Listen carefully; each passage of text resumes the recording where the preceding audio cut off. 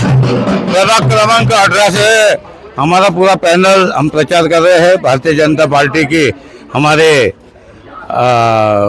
अपर्णा देवी ठाकरे अ में से, मैं चेतन पवार ब में से हूँ, और पद्मजा कौंडिन्य ताई क में से, और हमारे रितेश जी ड में से है।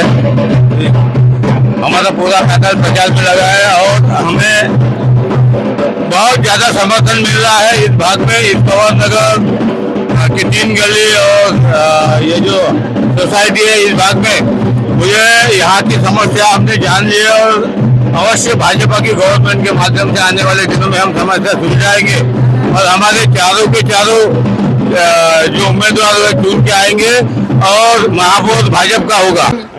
नमस्कार, मी ॲडव्होकेट अपर्णा ठाकरे, भारतीय जनता पार्टीचे प्रभाग 18चे उमेदवार। प्रभाग 18 मध्ये भारतीय जनता पार्टीच्या पूर्ण पॅनलला भरभरून प्रतिसाद मिळत आहे।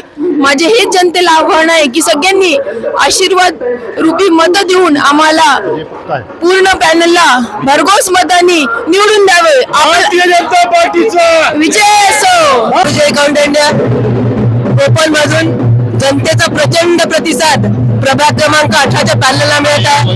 अपर्णाताई ठाकरे, ॲडव्होकेट अपर्णाताई ठाकरे कपाट, चेतन पवार कमळ, पद्मजा कौंडिन्य कमळ आणि रितेश नेमनानी ॲपल प्रचंड प्रतिसाद जनतेचा मिळत आहे। जनता खुश आहे। 17 सारखं बाकी 25 मध्ये सुद्धा जनता भारतीय जनता पार्टीच पूर्ण पॅनल 18 मध्ये निवडून जाईल। यात काही दुमत नाही, महापौर भारतीय जनता पार्टीचाच होईल। अमरावती महानगरपालिकेच्या निवडणुकीत भारतीय जनता पार्टीचे 3 उमेदवार या प्रभागामधून होते।